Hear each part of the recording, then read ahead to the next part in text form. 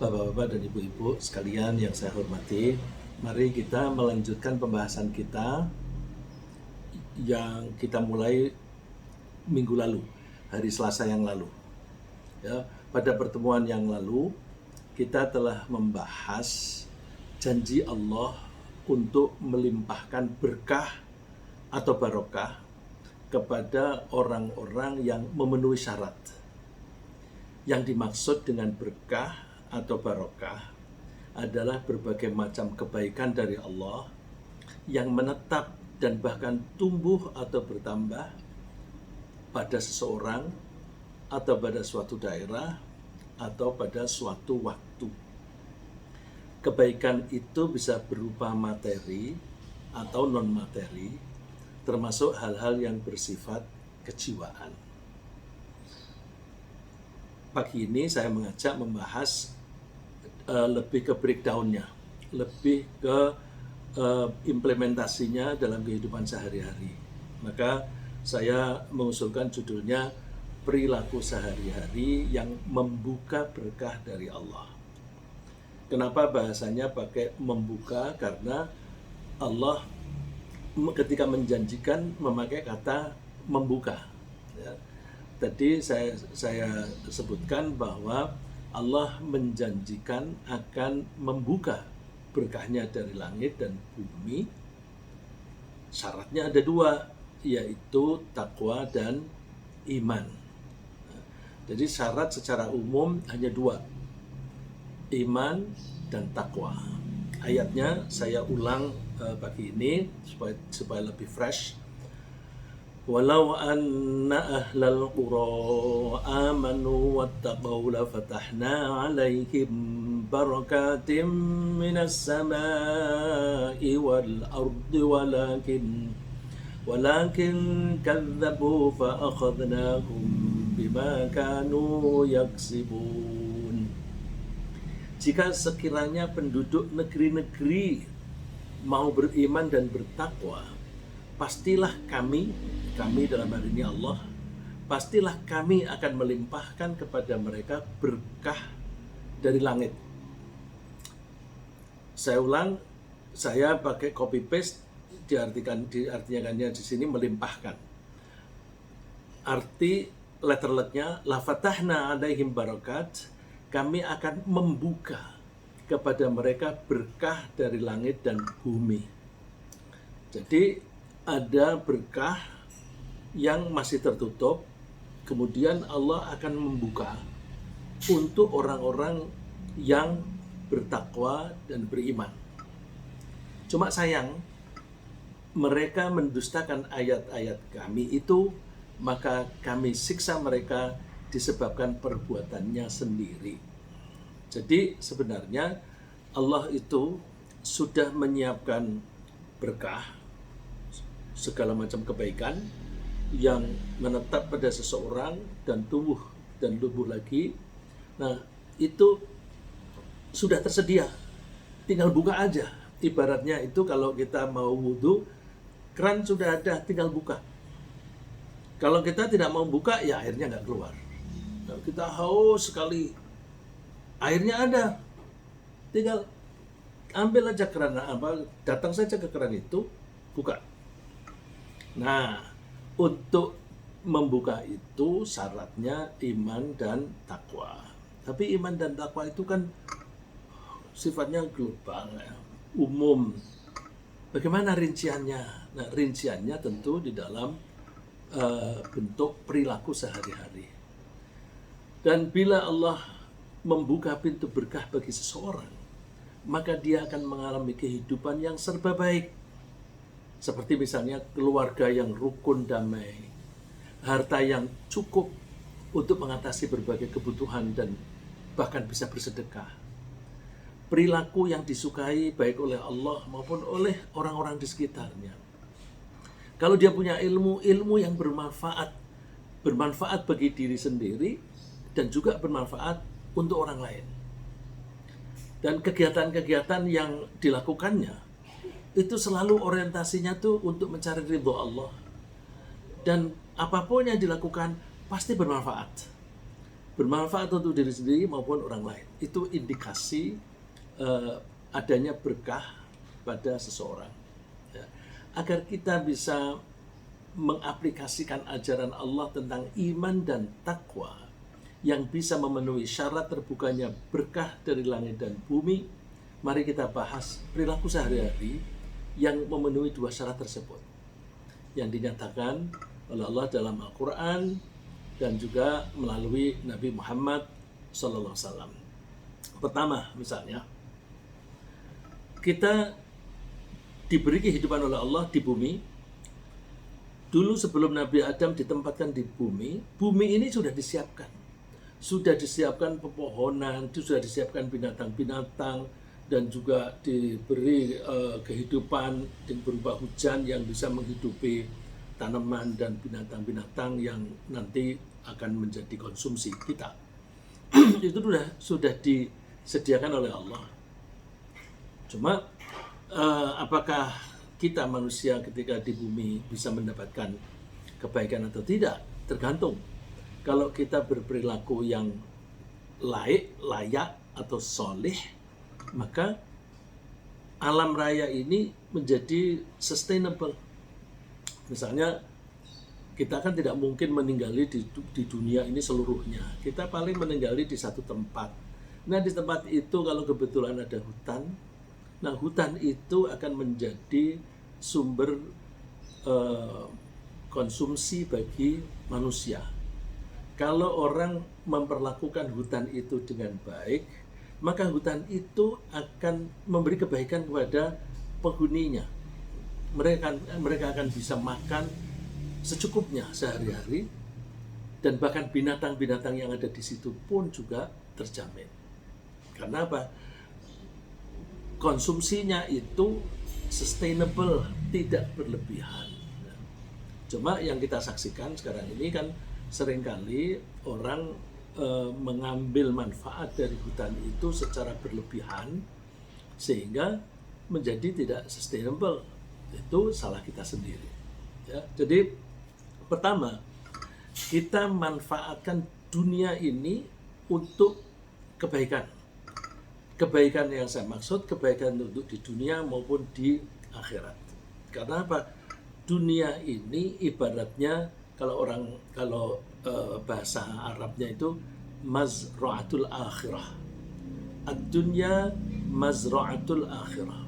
Dunia ini adalah kebun, tempat menanam bagi orang yang ingin kehidupan yang baik di dunia dan di akhirat.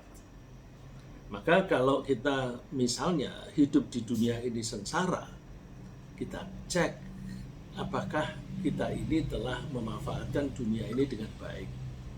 Apalagi kalau ada orang di dunianya sengsara, nanti besok di akhirat masuk neraka.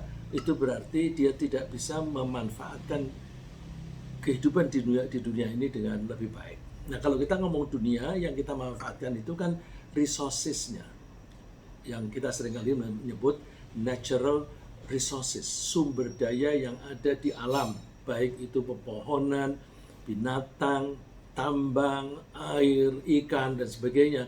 Itu semuanya adalah natural resources yang sudah disediakan oleh Allah untuk kita. Kita manfaatkan untuk kebaikan kita. Ya, jadi kita memanfaatkan sumber daya alam dengan cara yang baik, dalam arti bahwa kita mengambil manfaat dari sumber daya tersebut sambil memperhatikan hak-hak natural resources tadi, hak-hak lingkungan tadi. Misalnya seperti ketika memotong pepohonan, maka kita memotongnya dengan jumlah yang terbatas sambil menanami kembali. Dengan demikian, maka lingkungan akan menjadi lestari, dan binatang pun yang habitatnya di situ tidak terusik. Kalau binatang itu memang tempatnya di suatu daerah hutan di situ, kalau kemudian pohonnya dipotong habis, mereka bingung mencari sumber makanan kemana. Maka kalau ada misalnya monyet atau harimau atau gajah merusak kebun-kebun orang, ya itu kesalahan manusia di dalam memanage, mengelola lingkungannya, yang seharusnya lingkungan itu menjadi baik bagi dia, tapi malah menjadi merusak. Ya. Rasulullah memberikan gambaran begini, inna dunya hulwatun khadirah. Dunia itu ibaratnya adalah seperti tanaman yang hijau itu, yang serba hijau, yang manis. Mata kita kalau melihat pepohonan yang hijau, itu kan enak memandangnya. Nah, itu diibaratkan kalau makanan, minuman itu manis. Jadi dunia itu hijau-hijauan yang manis. Faman akhadha bihaqqiha barakallahu lahu fiha. Siapa yang mengambil manfaat dari dunia ini tapi sambil memberikan haknya, maka Allah akan memberi berkah kepada orang itu di situ. Nah, jadi orang yang tinggal di situ, tadi saya contohkan orang yang tinggal di hutan, dia memanfaatkan hutan itu, diambil, tapi sambil memberikan haknya, maka orang itu akan mendapatkan berkah serba kebaikan di lingkungan situ. Tapi sayang, warubba mutakhawwidin fi mashtahat anfusuhu laisa lahu yaumal qiyamati illa nar. Tapi betapa banyak orang yang mengumbar hawa nafsunya, mengambil manfaat dari natural resources, dari dunia itu melampaui batas. Akibatnya apa? Tidak ada bagian bagi dia kecuali api neraka.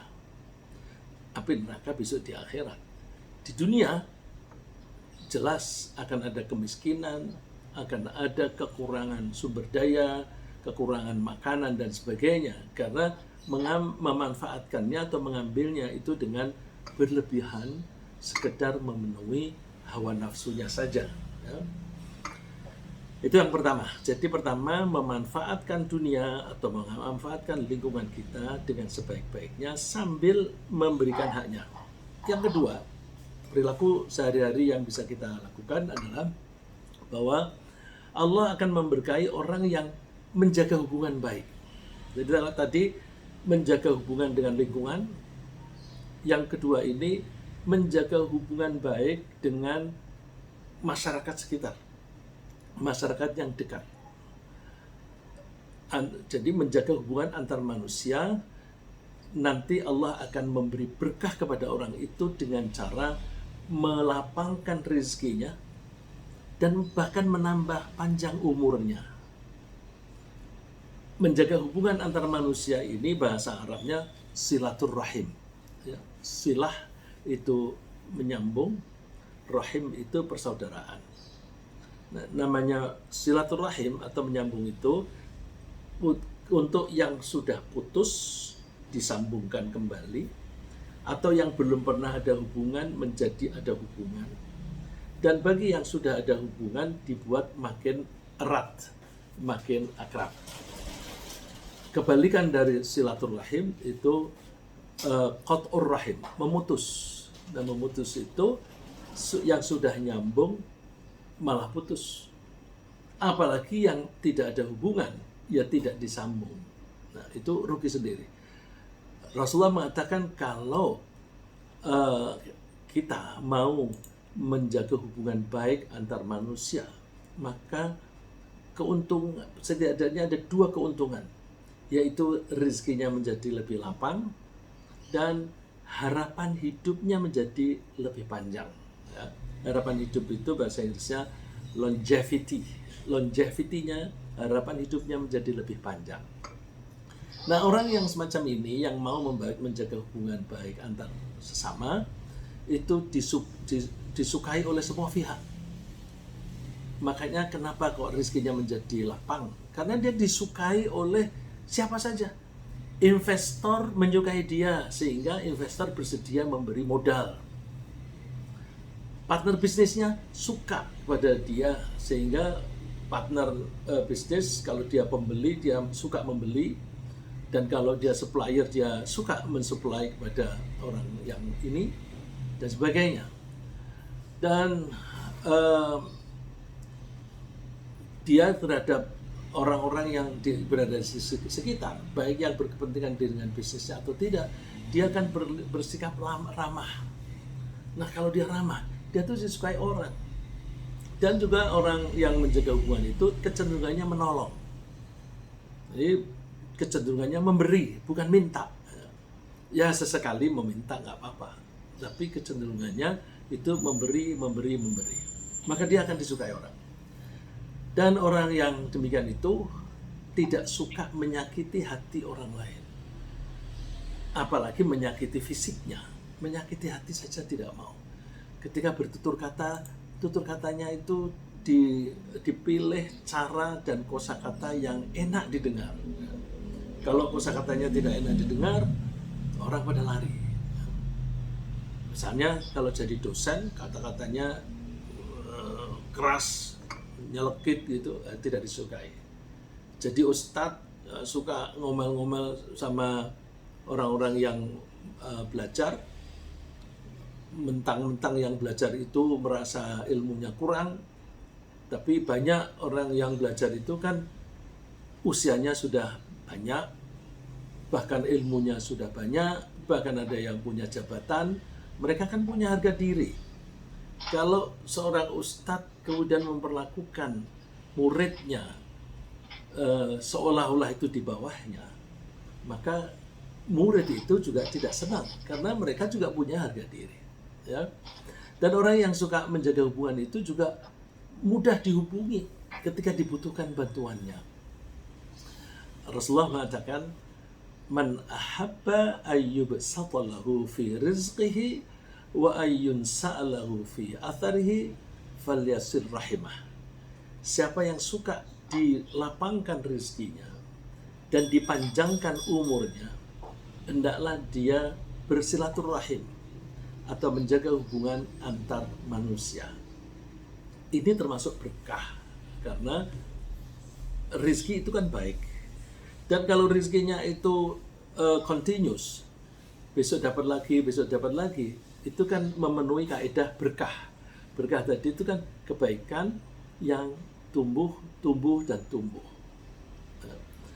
Terus umur panjang juga begitu. Umur menjadi manfaat dan apalagi ditambah lagi sehingga orang itu bisa berbuat baik lebih banyak lagi. Itu yang kedua. Perilaku yang ketiga, Allah akan memberkahi transaksi perdagangan yang dilaksanakan dengan cara yang jujur dan dengan penjelasan yang apa adanya. Dengan penjelasan yang seperti apa adanya. Nah, kalau perdagangan itu dilaksanakan dengan demikian, maka insya Allah bisnisnya itu akan berkah, profitnya, keuntungannya akan membawa berkah. Membawa berkah artinya profit atau keuntungan yang diperoleh itu nanti akan disalurkan untuk kegiatan-kegiatan yang produktif dan bermanfaat. Bandingkan ada orang yang penghasilannya banyak, tapi habis begitu dapat banyak dibawa ke Australia untuk berjudi. Terus habis. Nah, ada keuntungan banyak, tapi tidak bermanfaat karena habis dibuang di meja judi. Oh, mohon maaf saya tadi menyebut Australia.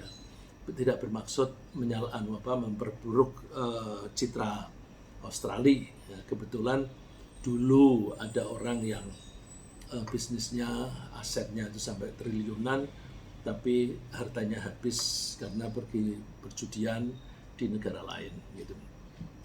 Nah, Rasulullah sabdanya, al-bay'ani bil khiyar ma lam yatafarraqa.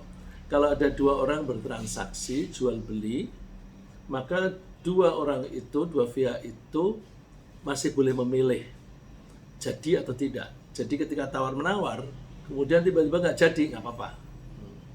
Malam yatafarraqa, selama belum berpisah. Atau kalau misalnya sudah beli kemudian, maaf, tukar yang itu aja deh, aku tombokin atau supaya lebih murah, bisa. Ya. Terus supaya berkah gimana? Fa'in sodaqo wa bayyana burika lahuma. Kalau dua-duanya itu jujur dan mau menjelaskan apa adanya di dalam barang dagangannya itu dan sebagainya, maka Allah akan memberkahi perdagangannya itu.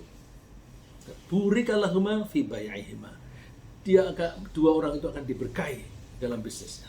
Sebaliknya, wa in kadzaba wa katama muhiqat barakatu bai'ihima. Kalau salah satu atau dua-duanya itu bohong dan menyembunyikan kekurangan-kekurangan dan cacatnya, maka berkahnya itu dicabut oleh Allah, dihilangkan. Oleh karena itu, kalau kita ingin berkah, maka kita berusaha jujur sejujur-jujurnya. Ya, saya ingat suatu saat di New York, ini ya mungkin ada kesalahan saya, tapi saya tidak menyalahi hadis ini. Saya melihat kamera, saya tertarik. Terus sudah hampir jadi, saya lihat made in Indonesia. Loh, ini buatan Indonesia. Kalau aku beli di Indonesia kan bisa lebih murah. Saya putuskan tidak jadi. Marah dia. I have spent a lot of time for you, but you don't buy anything.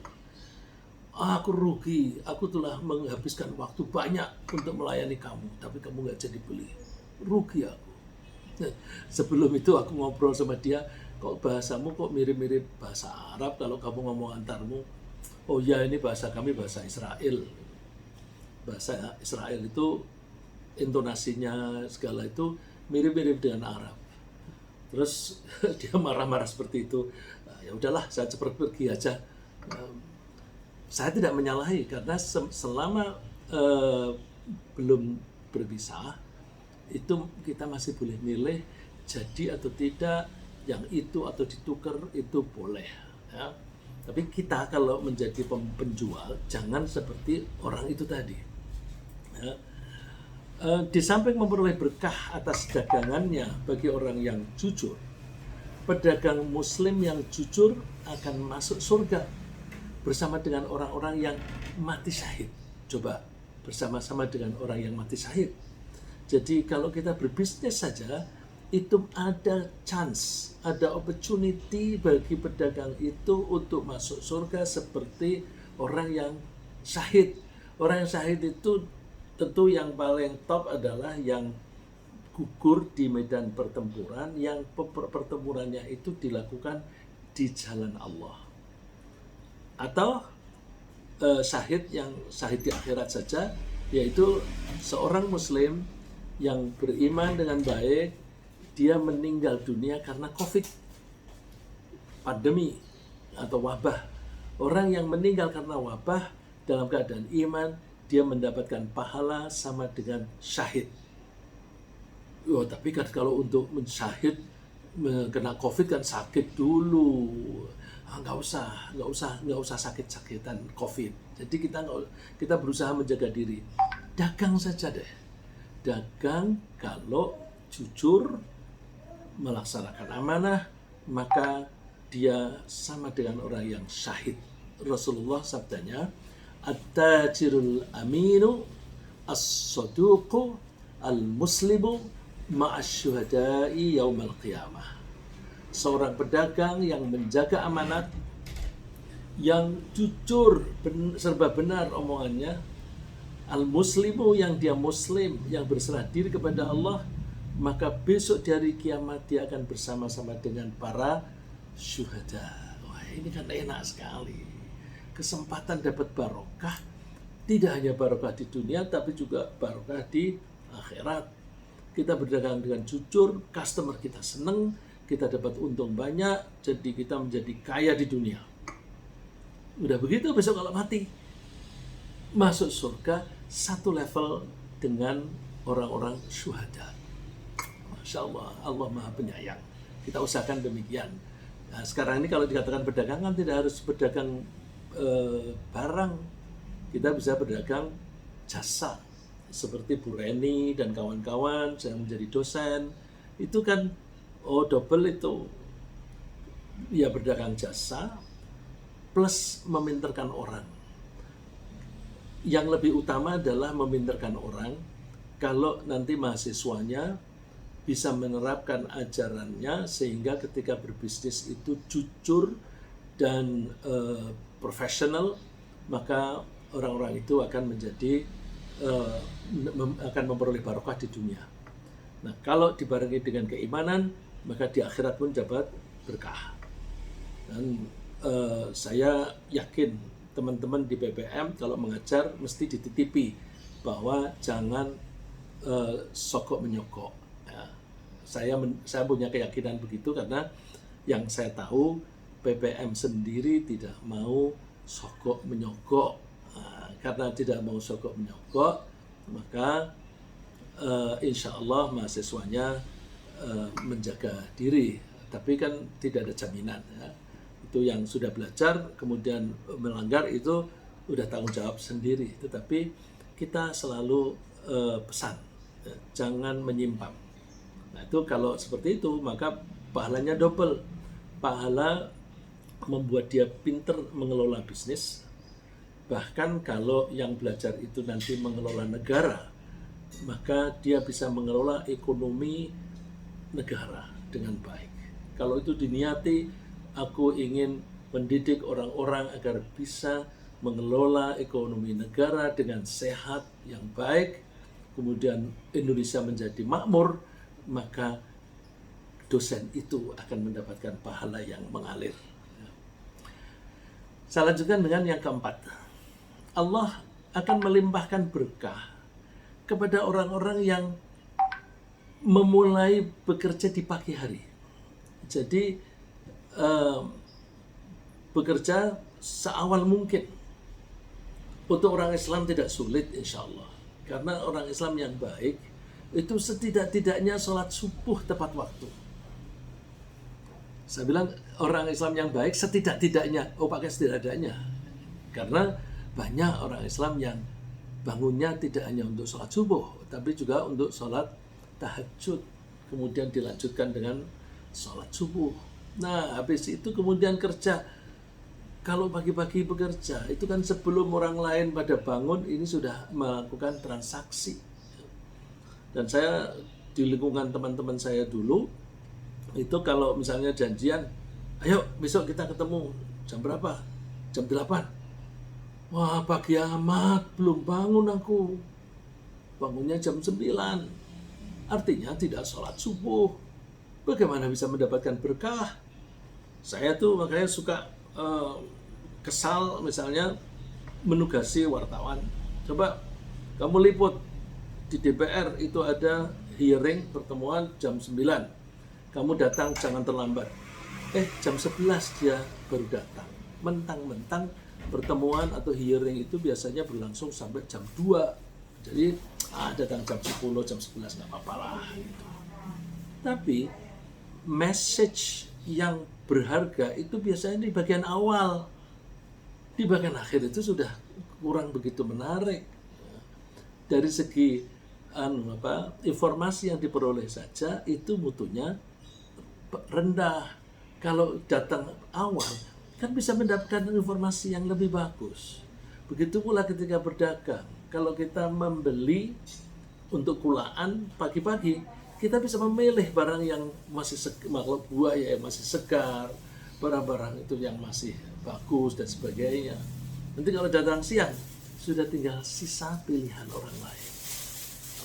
Itu dari logika itu aja sudah kelihatan. Nah, jadi Rasulullah itu mendoakan kepada orang-orang yang suka memulai bekerja di pagi hari seawal mungkin. Doa Rasulullah, Allahumma barik li ummati fi bukuriha. Doanya secara umum. Wahai Allah, berkailah umatku. Umat, jadi seluruh umat yang berlaku sejak zaman Rasulullah masih hidup sampai besok hari kiamat. Fi bukuriha, di dalam mereka berpagi-pagian. Jadi mereka bekerja sepagi mungkin, itu mendapatkan doa dari Rasulullah. Kalau itu doa dari Rasulullah, insya Allah itu pasti dikabulkan oleh Allah gitu. Nah, kebiasaan Rasulullah juga begitu. Wa kana idza ba'atha sariyatan aw jaishan ba'athahum fi awwalin nahar. Dan kalau Allah itu misalnya mengutus pasukan untuk menghadapi musuh, maka Rasulullah biasanya memerintahkannya itu berangkat pagi-pagi. Terus menurut hadis itu yang diceritakan oleh Sakhr bin Wada'ah Al-Ghamidi, Sakhr sendiri yang cerita tentang doanya Rasulullah ini, dia terdorong untuk selalu berbisnis pagi-pagi. Dia pedagang dan dia karena dia kaya raya, dia punya banyak anak buah, dan saat itu karakternya bisnis itu berangkat. Udah, ini kamu pergi ke pasar sana, kamu pergi ke pasar sana, kamu pergi ke sana. Itu dia selalu memerintahkannya berangkat pagi-pagi. Yang terjadi, dia menjadi orang kaya raya, wa kathura maluhu, dan banyak hartanya. Bahkan ada keterangan yang lebih jauh lagi, Sakhr ini sampai tidak sempat menghitung seberapa jumlah kekayaannya, saking banyaknya. Ya, kalau bahasa kita ini, orang itu duitnya nggak berseri, ya, itu saking banyaknya. Ya. Lagi yang kelima, perilaku yang insya Allah membuka berkah. Allah akan melimpahkan berkah berupa tambahnya harta dan banyaknya curahan hujan yang menyuburkan tanaman. Ya, hujan itu penting.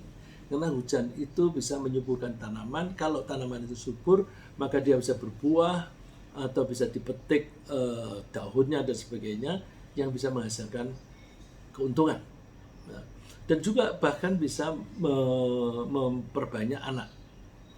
Anak zaman itu sangat penting, karena zaman itu banyak daerah yang tidak ada kekuasaan kerajaan atau negara, sehingga mereka kalau membela diri itu berdasarkan kelompok mereka, suku per suku, itu mereka memperkuat daya tahannya, pertahanannya dengan memperbanyak anak-anak, terutama yang laki-laki, karena itu ibaratnya seperti tentara. Nah, maka kalau dikatakan dan Allah akan memperbanyak anak, ini zaman Nabi Nuh. Nabi Nuh itu jauh sebelum Nabi Muhammad, jauh sebelum Nabi Ibrahim. Jadi kalau anak itu menjadi kebanggaan itu wajar. Ya. Apa yang dianjurkan oleh Nabi Nuh untuk mendapatkan rezeki banyak? Memperbanyak mohon ampun, membiasakan diri mohon ampun.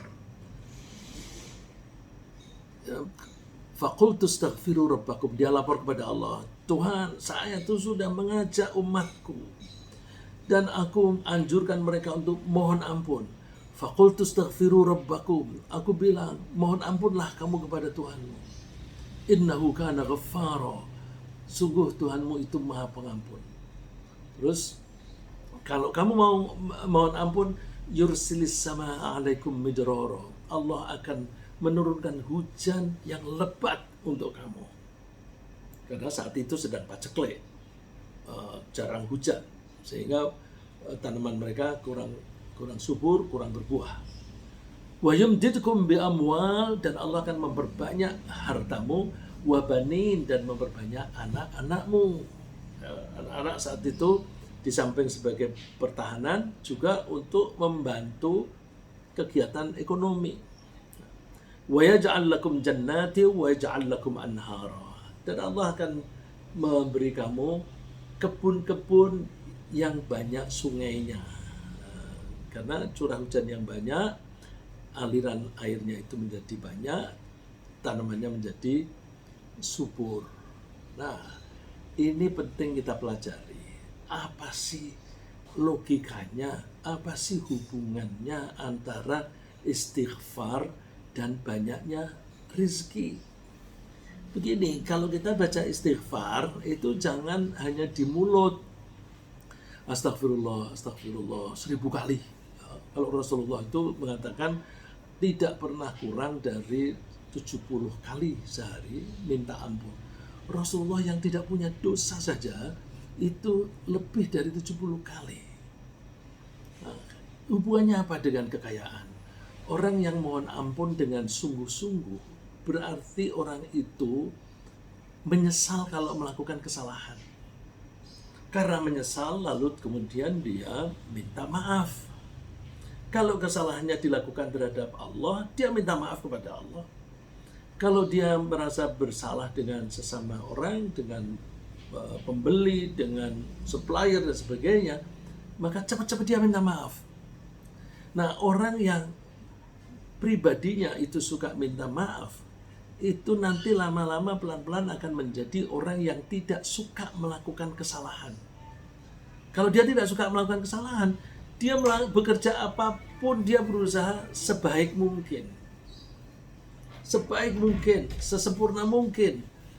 Nah, dengan pengertian seperti ini, sebenarnya perfectionist, orang yang maunya hasil kerjanya itu perfect, yang sempurna, itu bagus. Tapi suka orang melintir dijadikan negatif. Dia orangnya perfectionist sih, makanya begitu. Seolah-olah perfectionist itu negatif. Enggak, justru orang yang baik itu orang yang perfectionist. Yang tidak baik itu perfectionist disertai dengan stres. Stresnya itu yang salah, gitu. Stresnya yang salah. Tapi perfectionistnya benar. Nanti orang yang tidak mau perfectionist, nanti ketika memimpin negara, salah-salah. Nah udah, itu kan ada calon orang yang kepingin mencalonkan jadi presiden, ditanya, nanti kalau kamu nggak pernah belajar ekonomi, bagaimana cara mengelola ekonomi? Jawabnya gampang. Kan nanti ada menteri ekonomi, kan ada menteri keuangan. Ya. Tapi orang itu tidak jadi presiden ya. Jadi jangan dikaitkan dengan situasi politik sekarang. Itu ada orang yang mengatakan demikian, dia kepingin, tapi tidak ada mencalonkan. Dia kepingin dicalonkan menjadi presiden, ketika diwawancara di televisi jawabannya seperti itu. Kalau orang semacam itu sama sekali jauh dari perfectionist. Perfectionist itu kalau mau membuat suatu keputusan, dipelajari dulu, bukan hanya dibaca. Dipelajari dulu. Jangan sampai sudah ditandatangani, terus ada protes, aduh aku belum baca. Bagaimana belum baca sudah tanda tangan? Nah, jadi istighfar, kembali ke istighfar, itu penting. Orang yang suka istighfar, itu berusaha tidak melakukan kesalahan. Karena kalau dia salah lagi itu malu. Hasilnya nanti karyanya dia, produknya dia akan menjadi makin hari makin sempurna, makin bagus. Kalau dia memberikan pelayanan, dia akan makin hari makin baik, dia makin santun kepada customer dan sebagainya. Maka orang semacam ini akan disukai oleh siapa saja. Kalau dia disukai, maka potensi untuk menjadi kaya itu menjadi besar sekali. Nah, kalau sudah orang itu informasinya dari mulut ke mulut, itu informasi itu jauh lebih berharga daripada pasang iklan yang besar-besar dengan baleho. Ya. Saya lanjutkan dengan yang keenam. Nah, perilaku keenam yang bisa membuka berkah.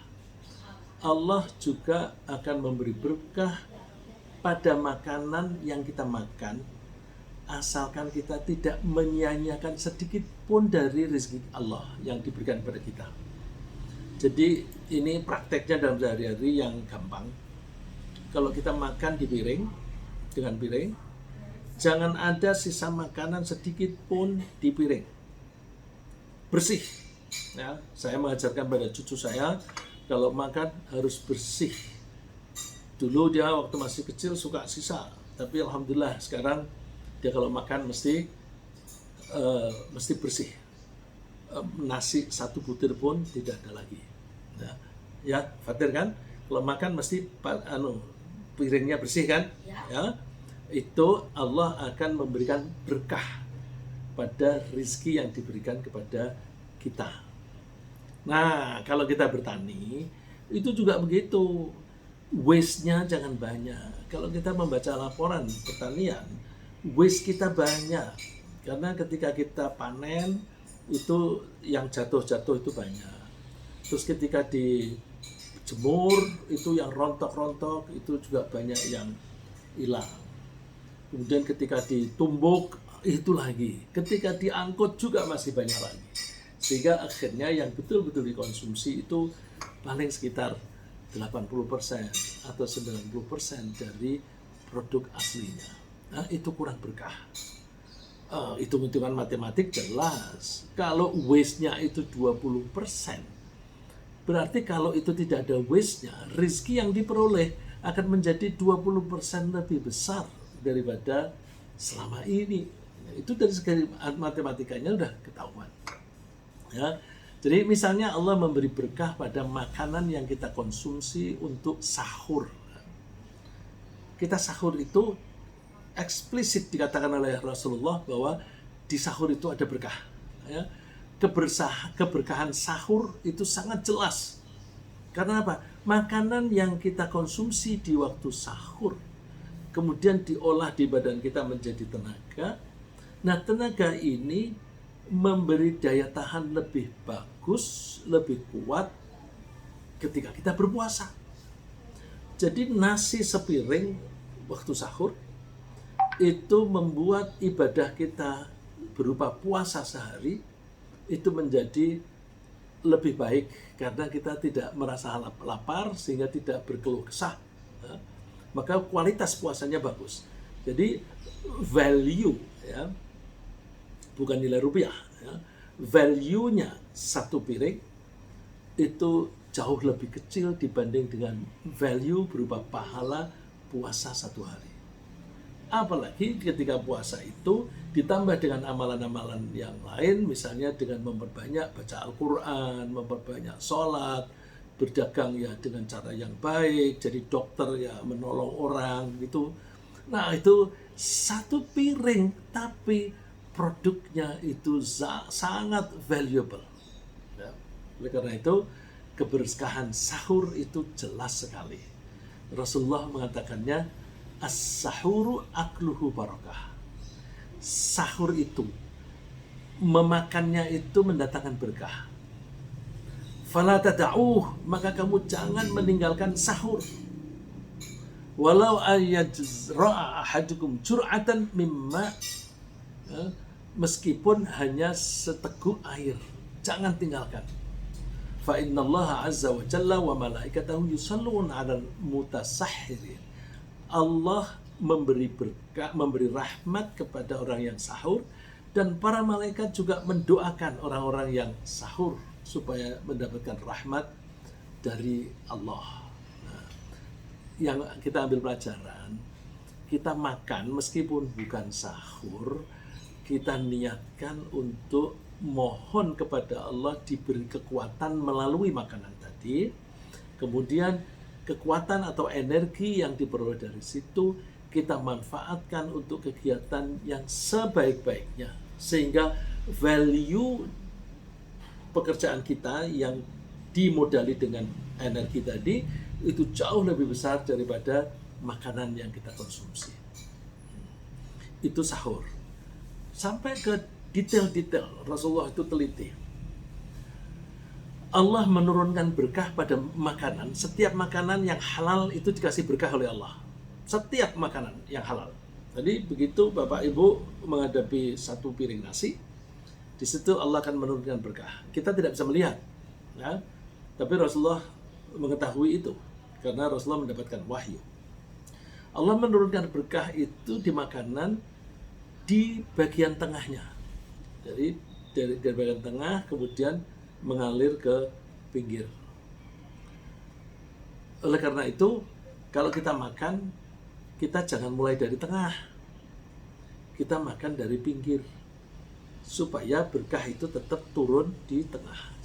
Di tengah-tengah kita makan, itu berkah turun terus. Nah, karena itu berkah turun, maka jangan ada sisa-sisa makanan yang tidak kita konsumsi. Sisa-sisa makanan itu mana? Termasuk yang ada di piring dan termasuk yang kalau kita pakai tangan, yang sisa-sisa yang ada di jari-jari kita. Kalau pakai sendok, ya yang ada di sendok itu. Cucu saya itu kalau makan di sendoknya masih ada sebutir nasi misalnya, harus dihabiskan. Rasulullah mengatakan begini, idza waqa'at luqmatu ahadikum falyakhudha. Kalau ada sekelumit makananmu itu jatuh, kan orang suka bilang, Allah itu harganya paling nggak sampai 100 rupiah. Oh, jangan begitu. Rasulullah menganjurkan ambil. Falyumit ma kana biha min adza wal yakulha. Kalau dia kotor, singkirkan kotoran itu, karena kotoran itu bisa menjadi penyakit. Ya, singkirkan itu bisa dengan cara dipotong. Kalau misalnya buah bisa dipotong, tapi kalau buah dipotong sayang, cuci, nah, dicuci. Terus habis itu makan. Wala yada'ha lisyaitan. Jangan tinggalkan makanan yang jatuh itu untuk setan. Jadi setan itu nunggu kalau kita makan pakai bismillah, setan tidak ikut makan. Nah, kalau ada orang makan dengan bismillah, setan tidak berani ikut makan. Ini ada hadisnya yang mengatakan pengertiannya kurang lebih begini. Kalau ada orang sedang makan tidak baca bismillah, nanti setan-setan akan mengatakan, nah kita dapat makan gratis gitu. Tapi begitu orangnya baca bismillah, wah nggak jadi deh.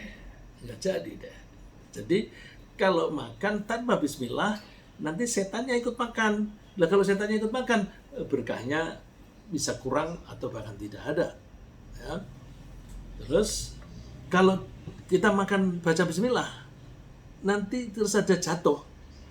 Kalau kita tidak ambil, setan yang makan itu. Sayang dong, yang jatuh itu juga ada berkahnya. Ya. Maka jangan biarkan. Ambil, terus cuci atau potong sedikit, kemudian baru dimakan. Wala yamsah yadahu bil mindil hatta yal'aqa asabi'ah. Sampai sebegitu jauh. Habis makan, kalau pakai tangan, jangan dilap pakai sapu tangan. Atau sekarang pakai tisu. Sebelum dia jilati jari-jarinya. Jadi sisa-sisa ini suruh bersihin. Wah kok jiciin? Saya tuh sering ke luar negeri loh. Orang-orang barat itu suka-suka kalau makan pakai tangan. Itu jari-jarinya juga dijilatin, padahal mereka bukan muslim. Dan itu di negara, waktu itu di negara Eropa. Orang Eropa saja mau begitu. Kok kita sok, enggak, malu dilihat orang. Enggak, ya kalau malu ya jangan sampai kelihatan orang. Tapi biasakan itu. Fa innahu la yadri fi ayyi ta'amihil barakah. Karena orang yang makan tadi tidak mau barokah itu di bagian makanan yang mana. Jangan-jangan yang jatuh itu di situ ada berkahnya. Ya. Jadi perilaku sehari-hari termasuk memperhatikan itu. Tadi saya katakan Allah menurunkan berkah pada makanan melalui bagian tengahnya, lalu merambah ke bagian pinggirnya. Oleh karena itu, Rasulullah menganjurkan kita kalau makan dari pinggir. Al-barakatu tanzilu wasatu ta'am. Berkah itu turun di tengah-tengah makanan. Fakulu min hafatayha. Maka makanlah dari pinggir-pinggirnya. Wala ta'kulu min wasatih. Jangan kamu makan dari tengahnya.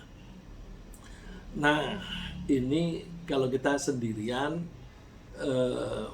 kita biasakan seperti itu. Apalagi kalau kita makan bareng-bareng. Kalau orang Arab kan suka satu panci, kalau orang Jawa zaman dulu pakai tampah atau pakai piring yang besar, pakai lengser. Nah itu makan bareng-bareng.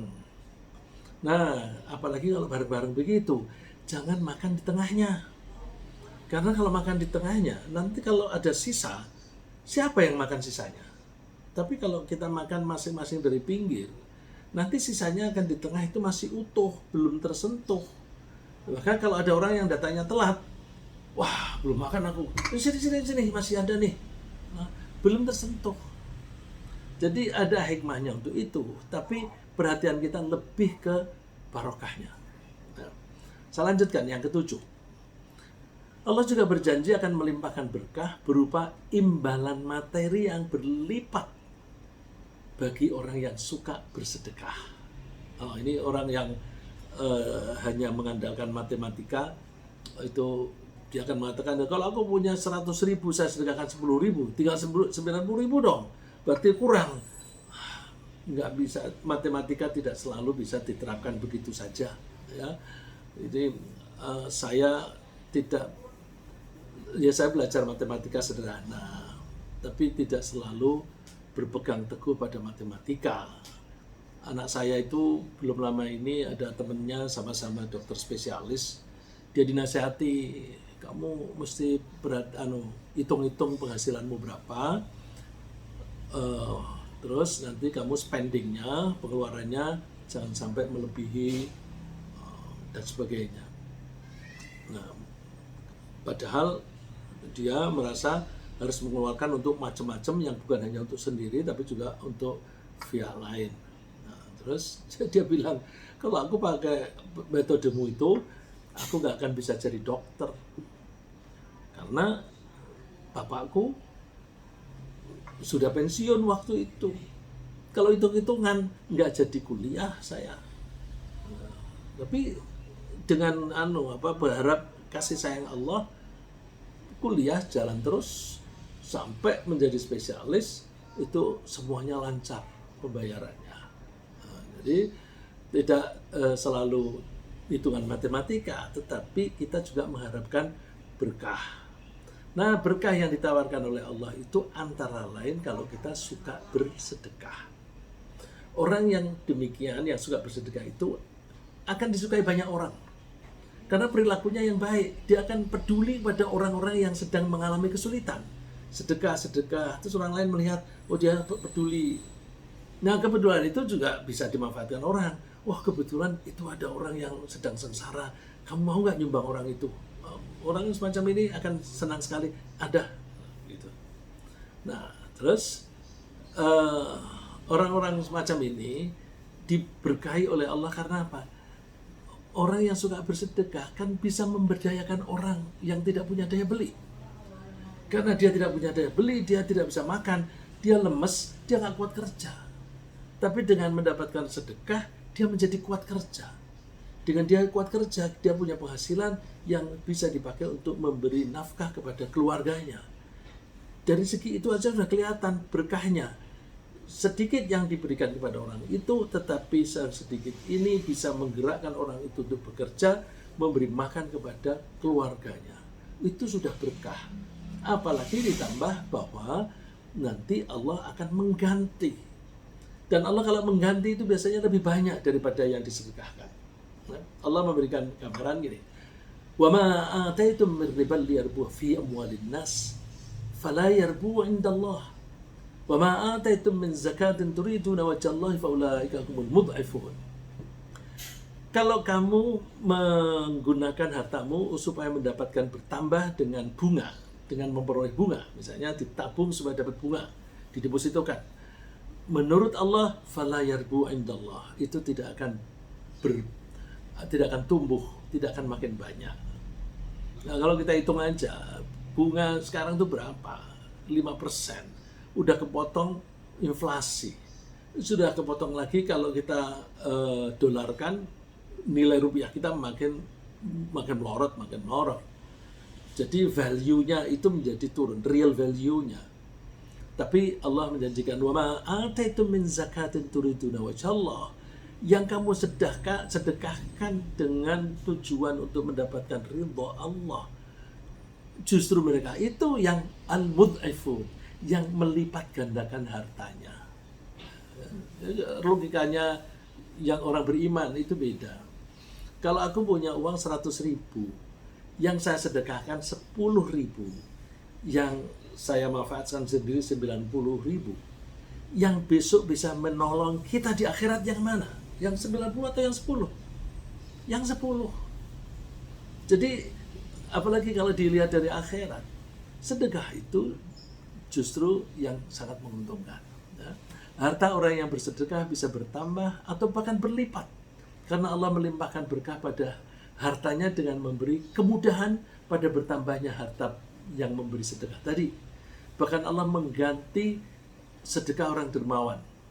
Nabi Muhammad mengatakan, "Qalallahu anfiq ya ibn Adam, unfiq alaik." Hai anak Adam, hai manusia, bersedekahlah, nanti aku beri kamu sedekah. Enak dong, kita memberi sedekah kepada orang lain, kita diberi sedekah oleh Allah. Wah, itu luar biasa.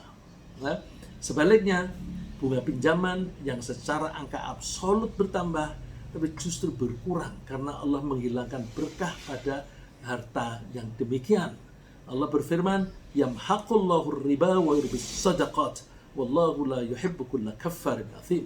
Allah akan memusnahkan tumbuhnya harta dengan riba, dan Allah akan menambah, memperbanyak uang harta yang disedekahkan, dan Allah tidak suka kepada orang yang mengingkarinya. Ayat tersebut sekaligus memberi pelajaran bahwa penghasilan dari riba bukan hanya tidak mengandung berkah, tapi bahkan bisa menyebabkan berkurangnya rezeki. Ya, sebanyak teman yang cerita, memang bisnisnya bisa meningkat, omsetnya bisa meningkat, tapi ada saja entah nanti ditipu orang, entah kemudian terbakar dan sebagainya, atau dicuri, itu menjadi nilainya menjadi hilang. Bahkan Allah menyatakan perang terhadap orang yang suka membungakan hartanya. Ya ayyuhalladzina amanu taqullaha wa dharu ma baqiya minar riba in kuntum mu'minin. Fa in lam taf'alu fa'dharu biharbin minallahi wa rasulih. Allah melarang kita untuk membungakan harta. Kalau kamu tidak mau, maka izinkanlah perang dari Allah dan Rasulnya. Ya, kalau kita menghadapi Allah, ya kita mengalah aja lah. Ya. Ringkasnya yang kita bahas pagi ini, 2 syarat terbukanya berkah, yaitu iman dan takwa, itu kita terapkan dalam kehidupan sehari-hari, antara lain memanfaatkan sumber daya dengan baik, menjaga hubungan antar manusia, transaksi dagang dengan jujur, kita mulai kerja di awal hari, dan mohon ampun setiap kali kita bersalah, dan makanan untuk menunjang kita itu kita jangan sia-siakan, lalu kita berbanyak-banyak bersedekah, dan kita hindari yang riba. Demikian, semoga Allah memberkahi kehidupan kita baik di dunia maupun di akhirat. Amin.